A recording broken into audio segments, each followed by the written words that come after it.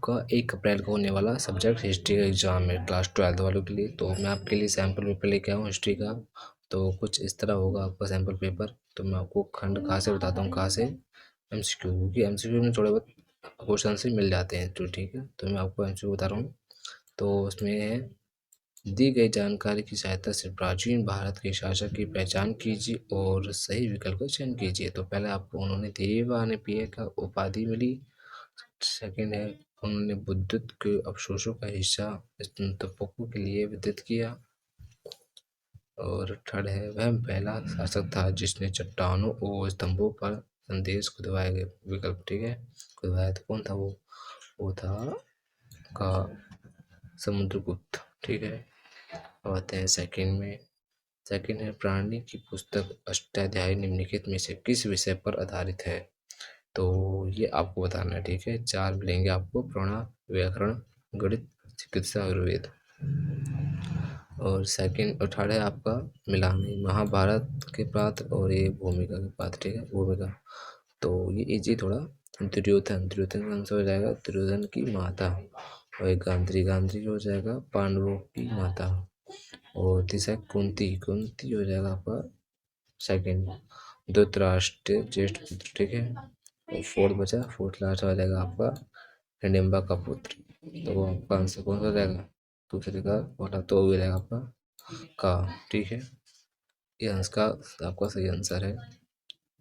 अब आता है फोर्थ, फोर्थ में कौन सा है, हड़प्पा संस्कृति के संबंध में निम्नलिखित में से कौन सा कथन सही है। ठीक है, तो पहला का है, अधिकांश हड़प्पा स्थल ग्रंथ शुष्क भूमि पे स्थित थी।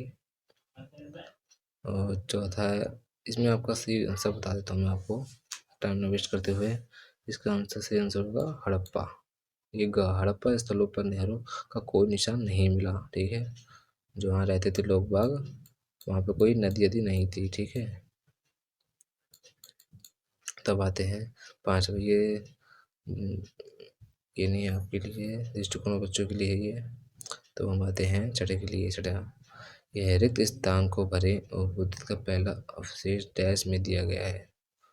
तो इसका आंसर हो जाएगा आपका, तो इसका आंसर हो जाएगा आपका ग, सारनाथ। बुद्ध का पहला उपदेश सारनाथ में दिया गया था। ठीक है, तो यह ऐसा हो जाएगा आपका आंसर। सातवां क्या है, सातवां है, निम्नलिखित में से किसके उपविकसित पूर्व के वर्णन ने पश्चिमी सिद्धांतकारों को पंच निरंकुशता का विचार विकसित करने के लिए प्रेरित किया। तो इसमें आपका आंसर हो जाएगा आपका गा हो जाएगा, मार्को पोलो। ठीक है, ये आपका 100% आ सकता है क्वेश्चन, तो देख लेना, ये होगा आपका आंसर भी। तो आपने तक लाइक नहीं किया तो लाइक कर दीजिए। ठीक है, तो अब देखते हैं 8 में क्वेश्चन है, निम्नलिखित जानकारी की सहायता से शोक निजामुद्दीन उल्लेख के शिष्य की पहचान कीजिए। तो इसमें जो निजामुद्दीन थे उन्हें करना है। ठीक है, तो इसके बाद हो जाएगा इसमें वे, पहला पॉइंट है वे मध्यकाल के महान कवि और संगीतकार थे हैं। और सेकंड हो जाएगा उन्होंने चिश्ती शमा को एक उल्लेख रूप दिया। और थर्ड है उन्होंने काबली का शुरुआत की। तो इसका आंसर हो जाएगा आपका अमीर खुसरो। ठीक है, ने इसकी बात मानी थी, शुरुआत की थी उन्होंने काबली की। और नौवां है, निम्नलिखित में से कौन सी जनजाति मुगल काल के दौरान भारत और अफगानिस्तान के बीच और पंजाब के गांवों और कस्बों में भूमि व्यापार में लगी हुई थी।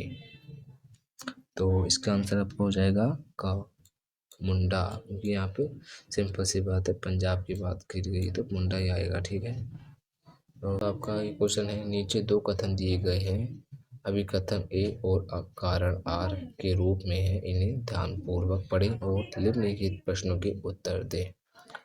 तो ये हो जाएगा आपका ए है, मीराबाई निगुण भक्ति परंपरा की महिला काव्यत्री थी। कारण है आपका आर, उन्हें सदियों से प्रेरणा स्रोत के रूप मान्यता दी गई है। तो इसका आपका आंसर हो जाएगा का अभिकथन ए और कारण आर दोनों सही है, लेकिन कारण आर अभिकथन ए का सही स्पष्टीकरण है। ठीक है, तो यह होगा राइट आंसर। तो आपको और भी चाहिए तो बता देना। फिलहाल तो मैं आपको इतना बता रहा हूँ क्योंकि आपका पेपर इतने में से आ सकता है। ठीक है, तो कैसे लगी आपको वीडियो प्लीज़ कमेंट जरूर बताएं। ठीक है, ओके बाय।